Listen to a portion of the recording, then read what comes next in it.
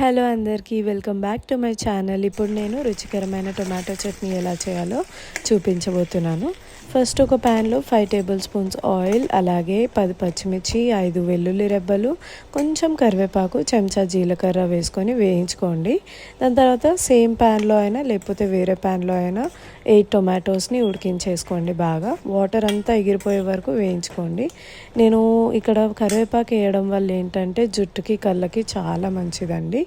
So ఇప్పుడు దాన్ని మొత్తం మిశ్రమాన్ని మిక్సీ పట్టేసుకొని పక్కకు తీసి పెట్టుకోండి. ఇప్పుడు మీరు దానికోసం తాలింపు తయారు చేసుకుందాం. తాలింపు కోసం వేరే ప్యాన్లో ఎండుమిర్చి, కరివేపాకు, శనగలు, అలాగే ఆవాలు, జీలకర్ర వేసుకొని మొత్తం అంతా మంచిగా వేగేలాగా చేసుకొని మనం ముందుగానే మిక్సీ చేసి పెట్టుకున్న మిశ్రమంలో యాడ్ చేసేసామంటే యమ్మీగా మన టొమాటో చట్నీ రెడీ అయిపోతుంది. ఇది దోశల్లోకి, ఇడ్లీలోకి యమ్మీగా ఉంటుందండి. ఒక్కసారి మీరు నాకు ట్రై చేసి చెప్పేసేయండి.